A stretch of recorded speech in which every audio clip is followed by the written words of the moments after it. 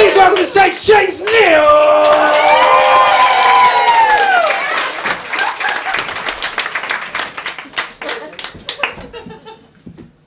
So tempting there. So tempting to just...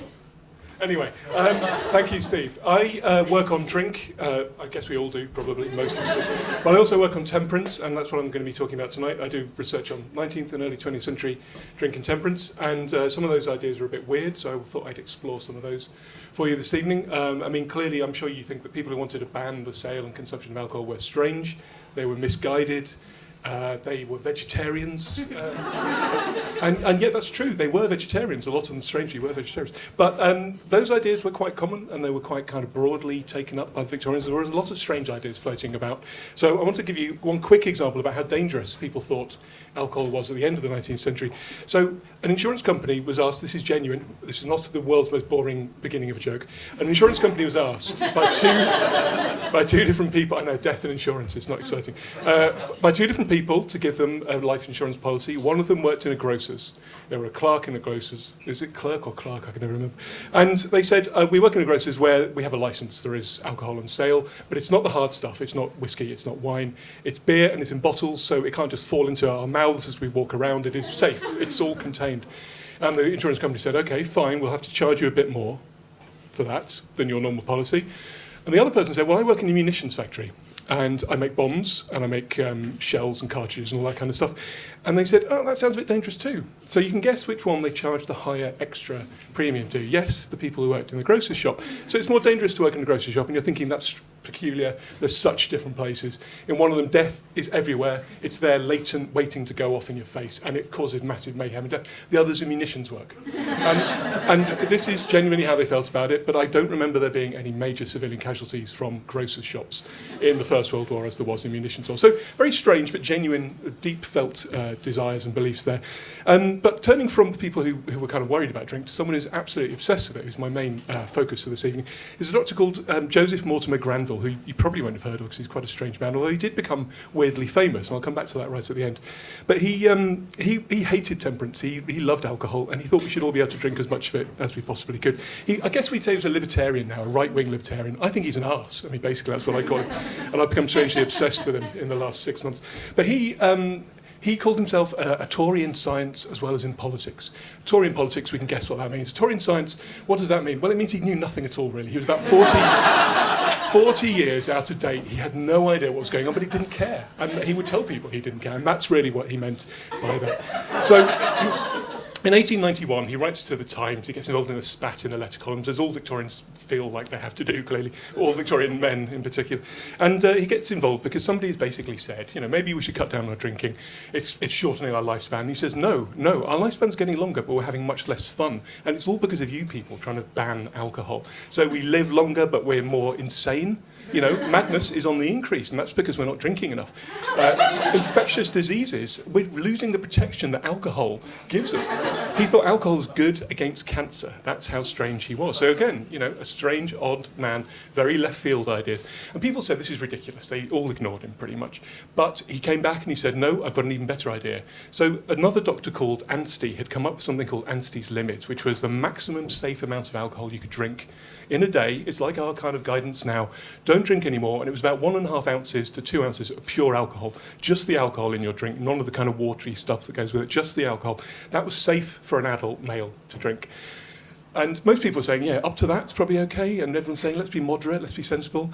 Granville says that's the minimum. That's your daily dose. And he says, if you want to stop drinking that much, you need medical advice to do it. So he's a peculiar man. But the peculiar stuff didn't start in 1891. He had a kind of history of being peculiar.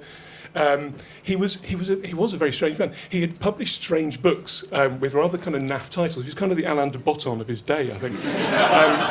He published them popular books. They're in the Wellcome Library. They're great. They're just naff. They're really quite sort of sad.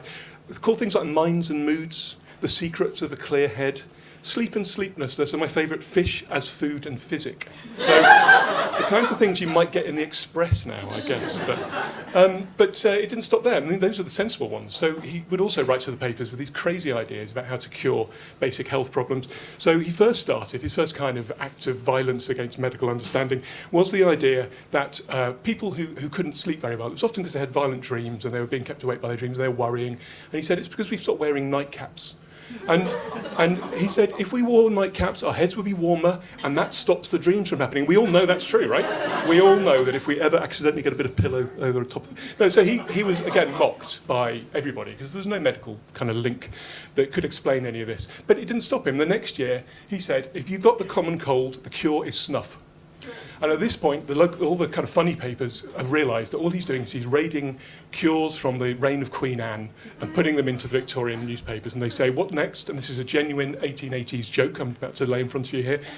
If you've got toothache, what next? Wear a three-cornered hat. So, you know, he was getting abuse from people at the time. But even despite all this nonsense, all these peculiar ideas, he managed to somehow make himself a respected celebrity physician. It partly helped he was extremely conservative and had connections to the Tory bigwigs. He became the physician of Lord Iddesleigh, famous and very important Tory minister, who's most famous probably to people like me who don't pay attention to proper history, as the only person to have died in office, not as the Prime Minister, but in number 10. So a dead Tory in number 10, let's all just think about that for a second. Could happen, couldn't it? Let's hope it's the first in a long line. Anyway, so Granville had to write the papers wanted to know what on earth had happened with Iddesleigh's health, because he'd been given a clean bill of health earlier by Granville. Granville said, well, in my opinion, the cause of death was he was walking upstairs. Now, what he meant was he'd had a heart attack walking up the stairs in number 10, but he didn't say, by the way, he had gout and I was telling him to drink and eat as much as he liked, because that wouldn't have done his professional reputation any good. So here's a man who's basically quite famous, but famous possibly mostly in connection to the death of a senior politician through bad advice. But he had one more famous thing, and at the end of his life he was quite upset that people had forgotten the thing he probably was most proud of. And so only about 4 years before he died, he wrote to the paper saying, no one remembers now that I was responsible for the foundation of the institution that became the hospital in Bristol for children. And it's done a lot of great work, it's saved lots of children's lives, it's made them feel better. Who can't get behind a hospital for children? Even this horrible Tory git, you know, he's got some kind of good time there.